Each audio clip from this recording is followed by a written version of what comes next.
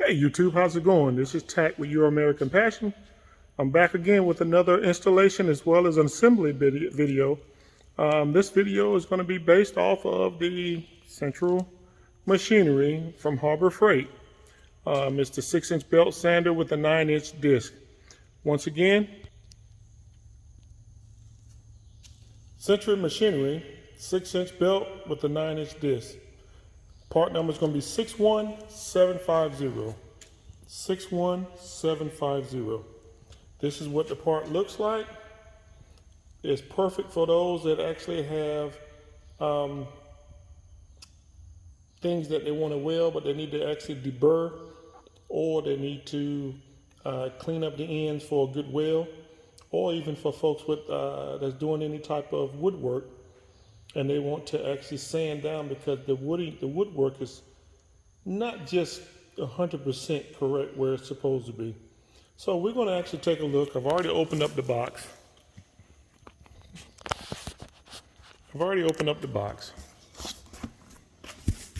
And we're going to take a look and see what we got here.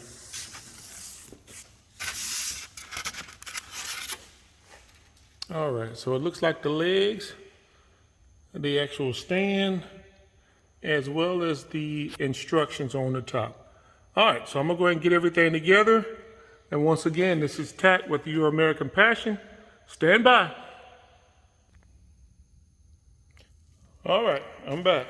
I got everything out the boxes. That's the motor with the belt and the sanding disc, not the pulley, but the shaft.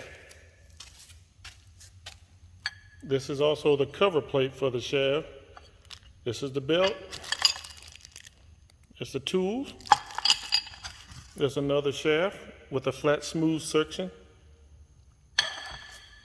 Cover plate. Another cover plate. These are the actual braces for the legs.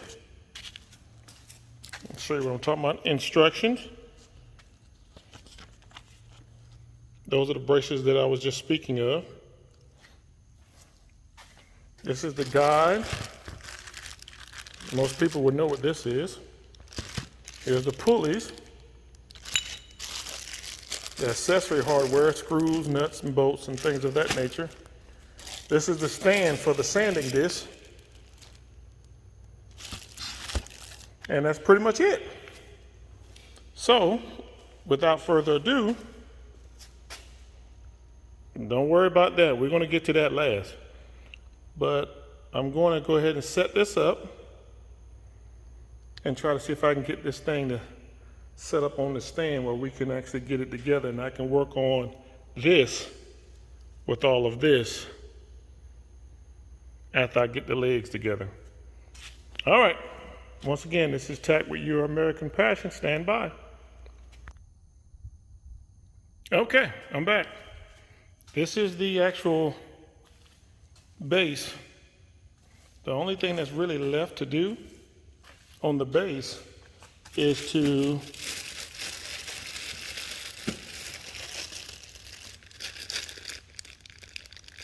do the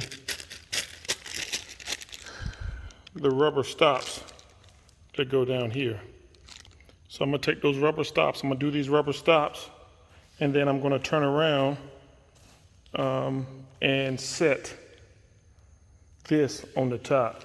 These rubber stops here go with this on top, but there are also some screws.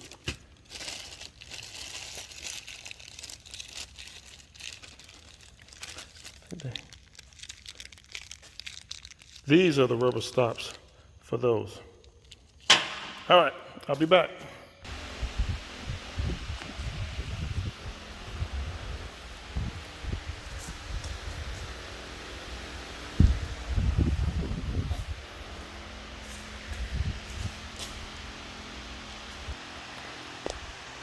All right, I'm back. So now I have to actually put the actual piece for this, as well as the motor, the actual pulley for that.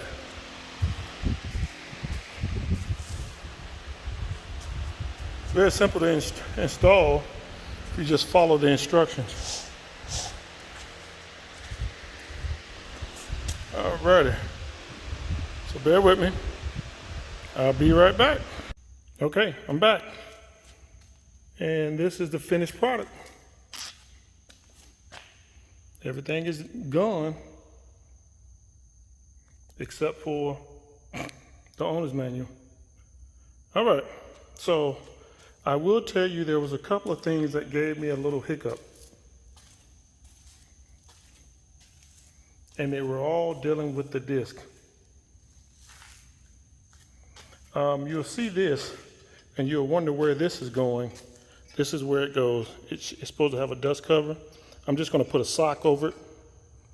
And there's two screws that actually, two hex heads that go right in there.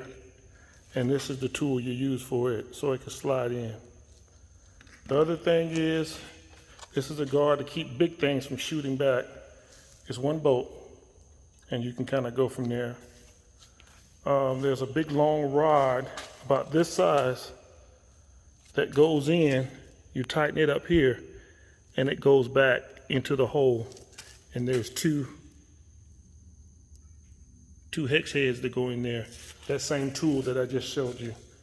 The biggest problem I had was this disc, not the sanding disc, not the sanding pad, but the disc itself. The actual pulley supposed to go on reverse. So when you have to tighten the hex head, you have to tighten it from the back. I'm gonna show you how to do that in just a second. As well as the disc. The disc has to go on backwards, where the little male end is pointing that way. Same thing with the actual pulley. So in order to get those tightened down, once you get them on there, there's a hole right here that you stick your hex head tool into. And once you stick the hex head tool in there, you find it and you tighten it down that way. Okay? Overall, it wasn't a tough assembly. It was pretty quick. But the problem was, I would have been done a lot quicker, but this, and this was my biggest obstacle. Now, I will tell you this, I don't know if you noticed, but the actual owner's manual is on the floor because that's exactly where it's supposed to be. It is garbage. So anyway, once again, this is the Harbor Freight Central Machinery Compound Sander, part number 61750. 61750. I purchased it because of the fact that when I actually when my weld, I'm going to need to deburr my ends so I can get a good piece of metal so I can weld. So, and it wasn't that bad. It was on special for $199. Average price was $249. And it's pretty heavy. It's pretty stout for a little machine. And the other thing I like about it is the machine is actually, depends upon how high you need it to go. And I think it has like a 1 horsepower. Yes, it's got a 1 horsepower motor. Actually, the amperage is 12 amps, which is pretty stout. So,